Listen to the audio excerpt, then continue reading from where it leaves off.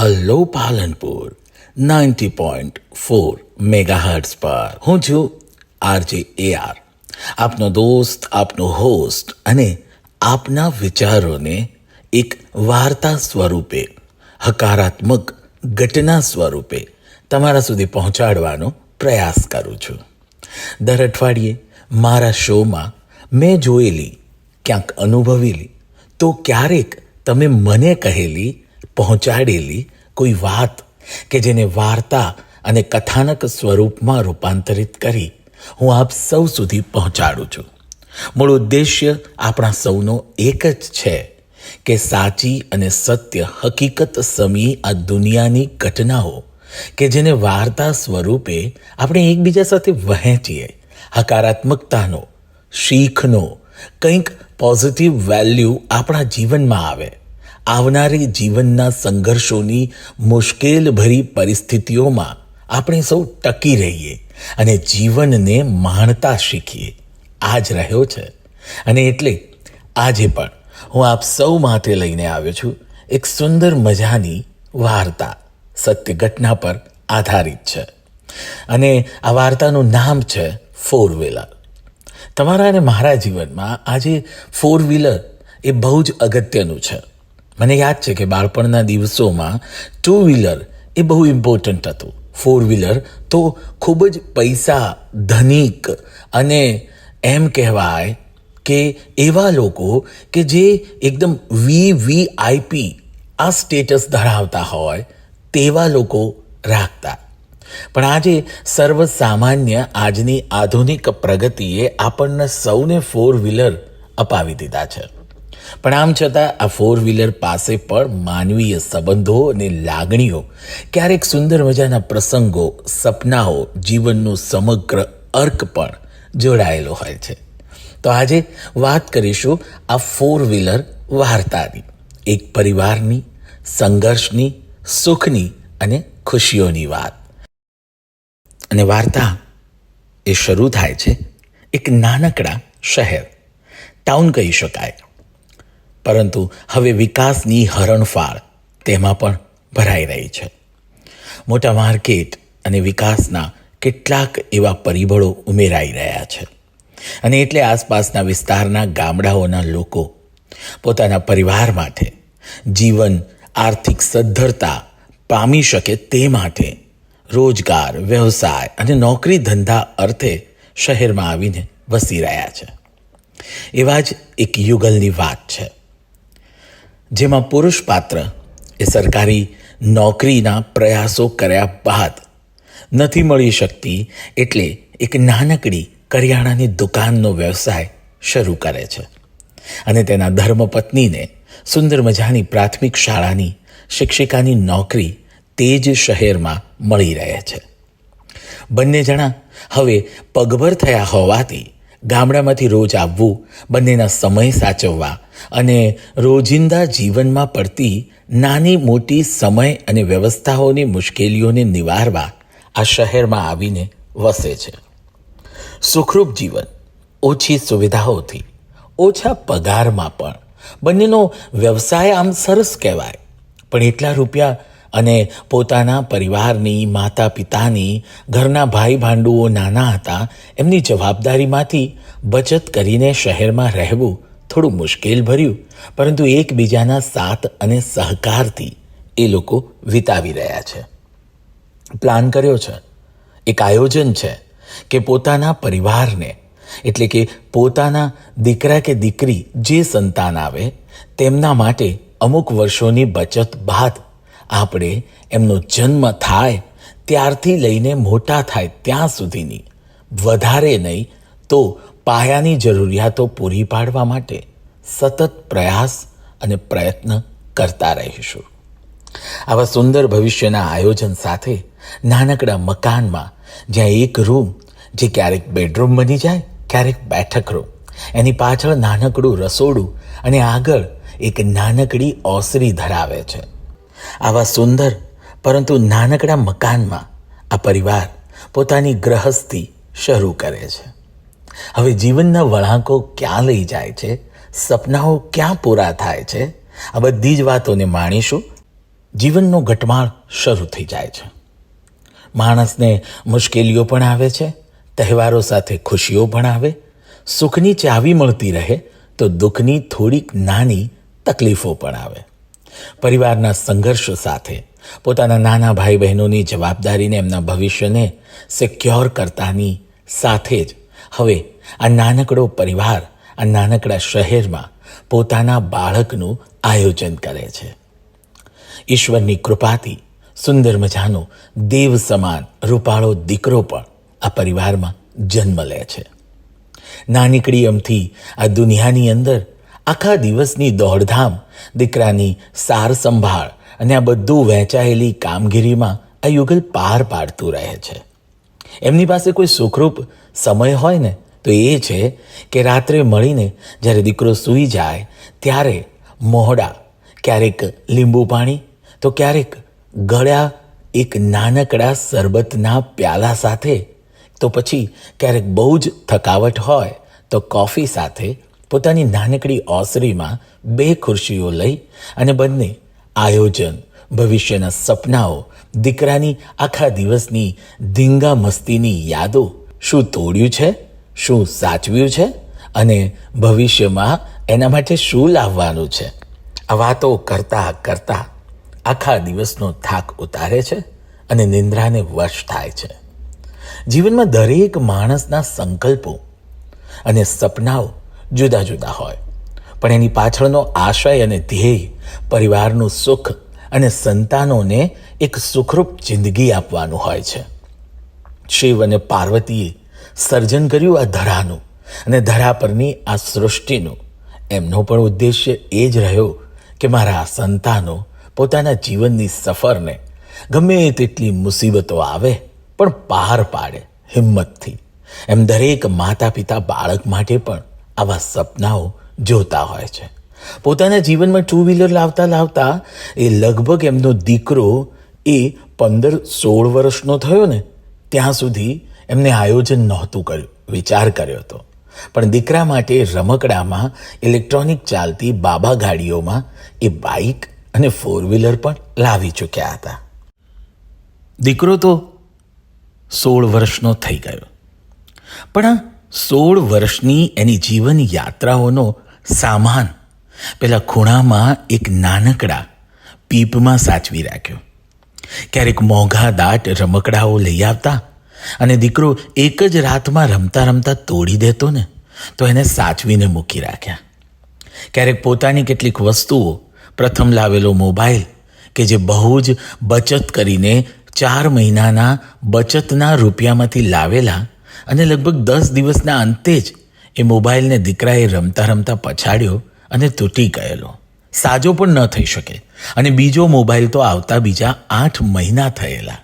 એ મોબાઈલને પણ એમને એક થેલીમાં પેક કરી અને મૂકી રાખ્યો.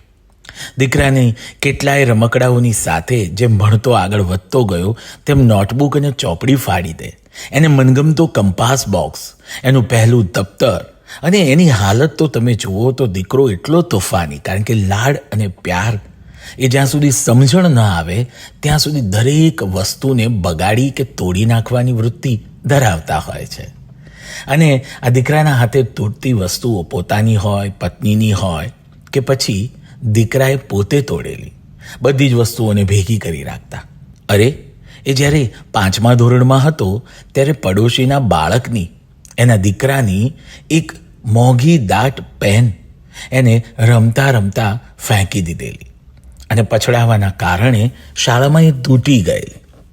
અને એના માતા પિતાએ જ્યારે ઝઘડો કરેલો ત્યારે એમણે એને નવી પેન લાવી આપી એ બાળકને, ત્યારે એ તૂટેલી પેનને પણ એમને એક નાનકડા બોક્સમાં મૂકી રાખેલી. તમને થતું હશે કે આ બધી જ બાબતો એટલે કરતા હશે કે દીકરો મોટો થાય એટલે એને કહેવા થાય કે તે આ તોડ્યું હતું. એવું જ હશે કે કંઈક બીજું? આ તૂટેલી વસ્તુઓનો કબાડ એ સાચવવા પાછળના કોઈ કારણો હોય કે ન હોય, એમને એ દરેકની સાથે એક નોટ અને એક ડાયરીમાં, એના પાનાઓમાં આ વસ્તુઓ શા માટે રાખી છે, શીદને રાખી છે એ પણ ટપકાવેલું. માતા પિતા જે અમારી વાતને સાંભળી રહ્યા છે એ સમજી ગયા હશે કે ક્યારેય માતા પિતા બાળકને કંઈક શીખવાડવા માટે એનાથી થયેલા કોઈ પણ આવા કામને ન સાચવી રાખે, પણ હા, યાદ સ્વરૂપ એ સાચવી રાખતા હતા. હવે એ વાતને તો આપણે ત્યારે માણીશું કે જ્યારે સાચી વસ્તુનું ભાન થશે. પરંતુ એ પહેલાં એમના જીવનમાં કાળક્રમે જ્યારે દીકરો 16 વર્ષનો થયો ત્યારે એમને પોતે પણ બહુ જ સપનાઓ સેવેલી 4વ્હીલરની આખી જ વાર્તાને સાચી ન કરી શક્યા, પરંતુ એક સુંદર મજાનું 2વ્હીલર લઈ આવ્યા. પોતે પણ ક્યારેક હવે જતા.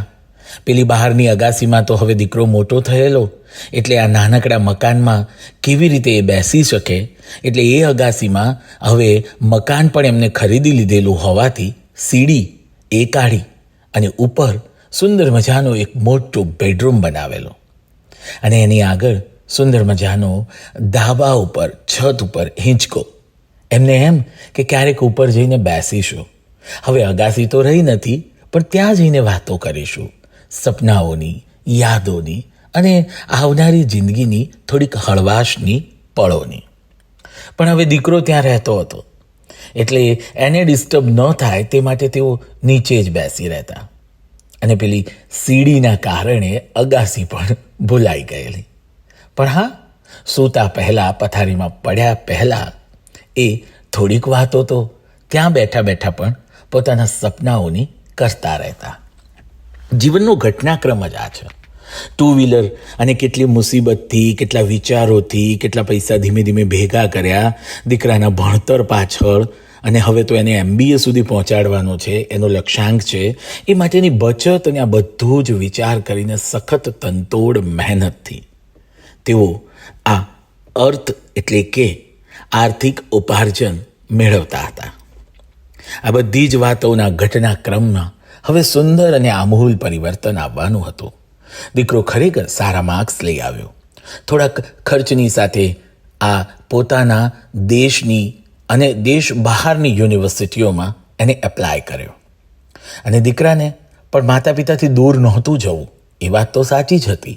એટલે પોતાના જ રાજ્યની ટોપ મોસ્ટ યુનિવર્સિટીમાં એને 5 વર્ષના MBAના કોર્સમાં એડમિશન મળી ગયું. દીકરો ત્યાં ગયો, એના હોસ્ટેલના ખર્ચ અને આ બધું જ નિભાવવામાં ફરીથી આ દંપતી ઓતપ્રોત થયું.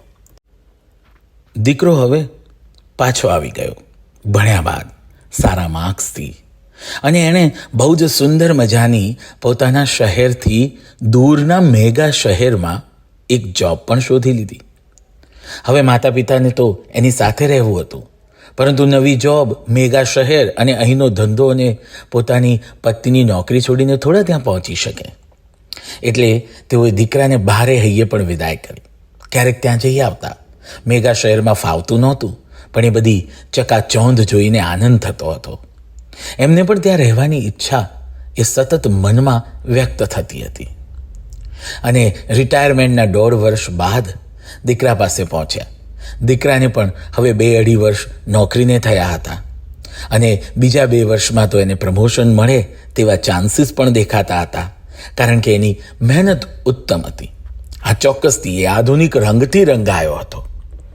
અને આ બધા જ સપનાઓ સાથે આ રિટાયરમેન્ટ લઈ પોતાના કરિયાણાની દુકાનને બંધ કરી અને મેગા શહેરમાં તે જ કરિયાણું જ્યાંથી તે ખરીદતા હતા જથ્થાબંધ, તેના એક શેઠને ત્યાં થોડોક સમય મળે અને સમયમાં ઓતપ્રોત રહેવાય ત્યારે એ ભાઈ ત્યાં જવાની નાનકડી એ મેગા શહેરમાં નોકરી શોધી લે છે, અને પત્નીને પેન્શન સાથે આરામ કરવાની સલાહ સાથે દીકરા માટે એમના ફ્લેટમાં, કે જે ફ્લેટ 3 BHKનો મોટો, કેટલી એમ્યુનિટીઝ ધરાવતો હતો, ત્યાં વસવાટ કરવા પહોંચી જાય છે.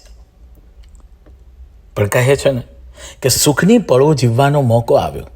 આ એમ્યુનિટીઝની અંદર સુંદર મજાના હિંચકા હતા, અગાસી હતી, વોકિંગ વે હતો, ત્યાં ગજેબા હતા ગાર્ડનમાં, ત્યાં બેસીને એ સપનાઓની વાતો કરી શકતા. પણ ખબર નહીં, બહેનને અચાનક, એટલે કે આ યુગલમાના જે પેલા દીકરાની માતા છે એને એક દિવસ બહુ જ તાવ આવ્યો, અને આ જ્વરમાં ખબર જ ન પડી કે એમને શું થયું, અને બીમારીવશ થવાના કારણે અચાનક એમનું દેહાંત થઈ ગયું. એકલા પડી ગયા પેલા ભાઈ. પણ સપનાઓની વાતો અને બંને જણાની જે યાદગીરીમાં ક્યારેક એમને પણ આવો વિચાર કરેલો કે બેમાંથી એક જતું રહે ને તો એ દીકરા માટે આપણે સુખી જીવનના સપનાઓ સાથે જીવવાનું છે. એ હિંમતને ધગશથી જીવન આગળ વધે છે. પત્નીના દેહાંત બાદ હવે આ ભાઈ પણ પોતાની નોકરીને છોડી દે છે. હા, ઘરના નાના મોટા કામ કરે, દીકરાને મદદ થાય, અને દીકરાએ પણ કહેલું કે આરામ કરો ને. એ એટલો બિઝી રહેતો હતો કે ક્યારે સવારે નીકળે, સાંજે આવે ખબર જ ન પડે. ભાઈ બહાર નીકળતા, ગજેબામાં બેસતા, હિંચકામાં ઝૂલતા અને જાણે પત્ની સાથે હોય ને એમ સપનાઓને યાદોને તાજી કરતા. અને દીકરાએ તો આ વર્ષે સુંદર મજાની કાર નોંધાવી. હા, આમ તો પતિ પત્નીના સપનાની જે કાર હતી ને એવા થોડાક ફીચર્સ હતા, પણ એમને જેવી કાર લાવવી હતી એવી કાર તો આજના છોકરાઓને થોડી ગમે. એટલે કલરથી લઈને બધી જ વ્યવસ્થાઓ એ દીકરાએ પોતાની રીતે પસંદ કરી અને લઈ આવ્યો. પણ એમને સુખ હતું, ખુશી હતી કે આખરે 4-વ્હીલરમાં બેસવા મળ્યું અને મારા પરિવારમાં આવી. દીકરી કોઈ હતી જ નહીં એમની, એટલે તિલક કરવા માટે અત્યાર સુધી તો પત્ની જે કામ કરતી હતી એ આ વખતે આ ભાઈએ પોતે કર્યું. અને પોતાની પત્નીનો ફોટો પણ તે એ કારમાં લઈ અને એ દિવસે પ્રથમ દિવસે મંદિર પણ ગયા. દિવસો બહુ સુંદર છે અને હવે દીકરાને પ્રમોશન મળ્યું છે. ધીમે ધીમે એમને એટલે કે દીકરાના કહેવાથી ગાડી શીખવાનું પણ શરૂ કર્યું, જેથી ઘરે એકલા હોય ને ક્યાંક જવું હોય, કોઈ વસ્તુ લાવવી હોય તો ગાડી લઈને જઈ શકે. કારણ કે દીકરાને તો હવે પ્રમોશન બાદ કંપનીની ગાડી લેવા અને મૂકવા આવતી હતી. ગાડી ઠીકઠાક આવડી પણ ગઈ હતી. પણ કહે છે ને કે પાર્કિંગ અને આ બધી વ્યવસ્થાઓમાં તકલીફ પડે, અને એમાં પણ એમની સોસાયટી એટલે કે જ્યાં ફ્લેટ સિસ્ટમ હતી ત્યાં નીચે મલ્ટી લેવલ પાર્કિંગમાં બહુ સાંકડાશભરી જગ્યામાંથી પાર્ક કરવું અને બહાર ગાડી કાઢવી એ આ ઉંમરે શીખેલા વ્યક્તિ માટે, અને કદાચ હું તો કહીશ કે કોઈ પણ યુવાન માટે જો સહેજ ગાફલત કરીએ તો એ ગાડી ક્યાંક ને ક્યાંક સ્પર્શી જાય. એટલી બધી ભીડ હોય છે મેગા શહેરમાં, મેગા સિટીમાં આ પાર્કિંગ વ્યવસ્થાની. આવું જ કંઈક બને છે. એક વખત દીકરો થોડો બીમાર પડ્યો અને એમને ખબર હતી કે બીમારી થાય ત્યારે હવે ક્યારેય ચૂક નહીં કરવાની, વધારે સમય લેવાનો નહીં. એટલે તુરંત દીકરાને કહ્યું કે બેટા, ભલે તારો ડ્રાઈવર કાલે આવવાનો હોય, આજે રજા છે, પણ હું તને લઈ જાઉં છું. દીકરાને તેઓ બહાર ગેટ પર પહોંચાડે છે અને પછી એ પાર્કિંગમાંથી ગાડી બહાર લઈને આવે છે.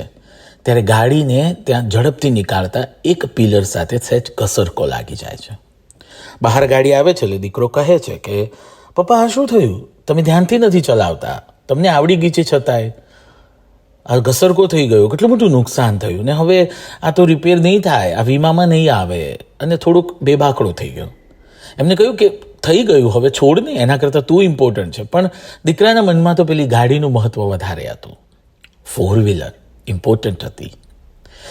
આખરે દવાખાને જાય છે અને દીકરાને 3 દિવસની માંદગી બાદ સાજો કરીને લઈ આવે છે. પણ એમને ત્યાં આ ઉંમરે દવાખાનાનો એક બીજો ચેપ લાગી જાય છે, અને જેથી 5 દિવસ બાદ તેઓ અતિશય બીમાર થઈ જાય છે.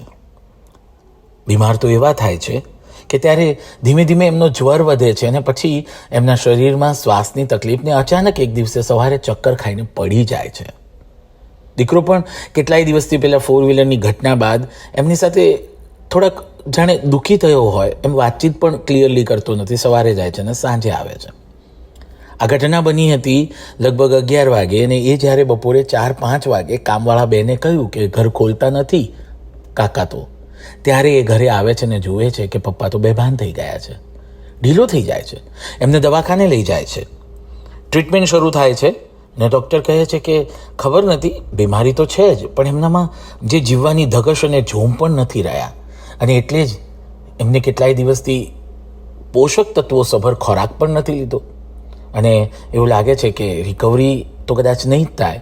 પણ આવું નવું રહેશે ને તો એ 6-12 મહિનાથી વધારે જીવનને પણ નહીં ટકાવી શકે.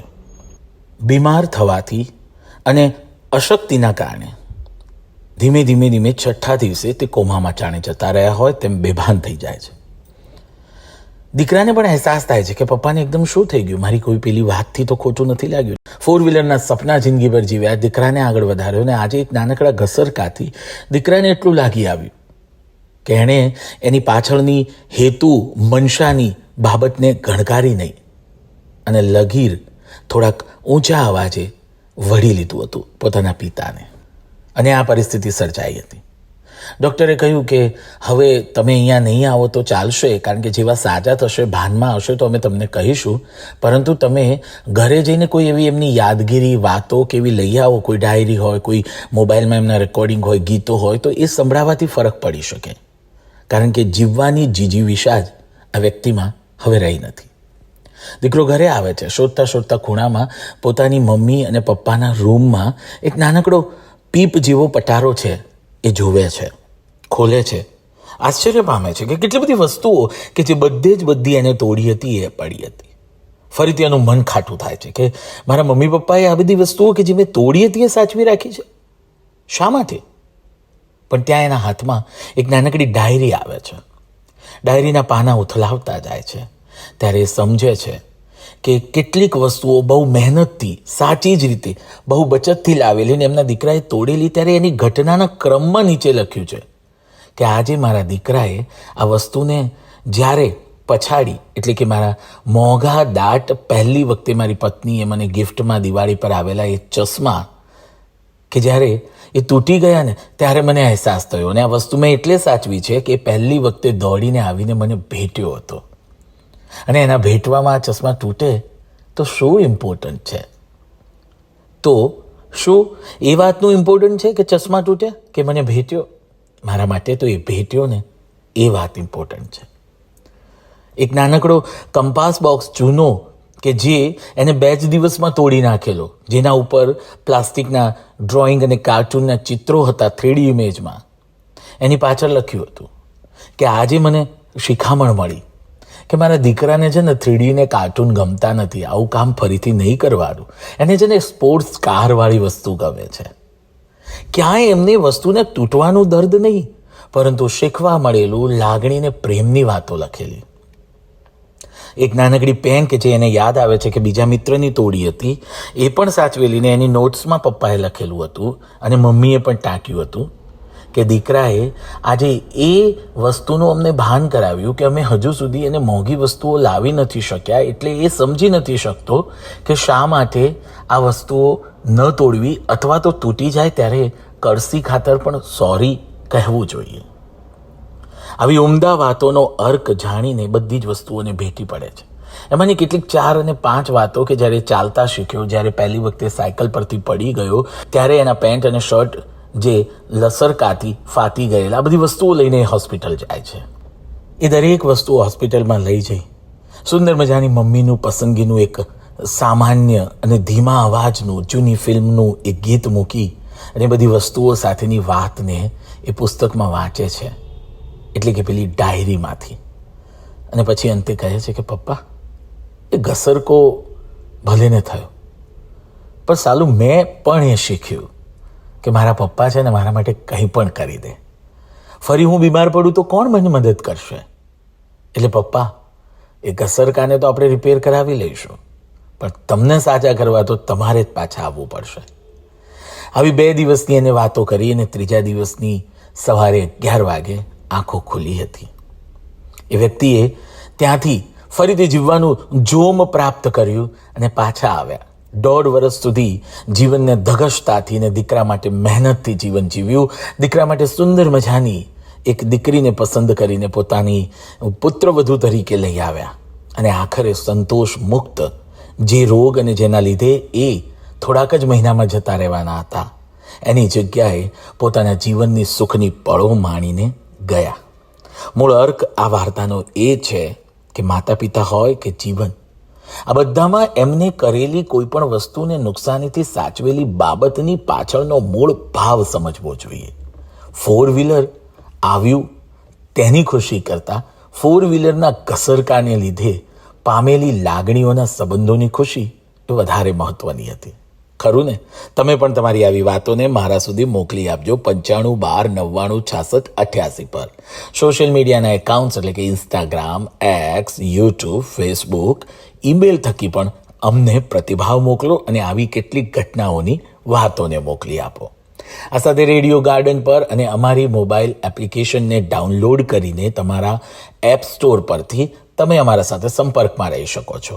આવતા અઠવાડિયે ફરી મળીશું આવી સુંદર મજાની હકારાત્મક વાતને લઈને.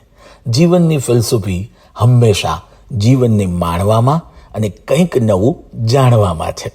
ફરીથી મળીશું. મસ્ત રહો, વ્યસ્ત રહો અને સાંભળતા રહો રેડિયો પાલનપુર RJ AR ની સાથે.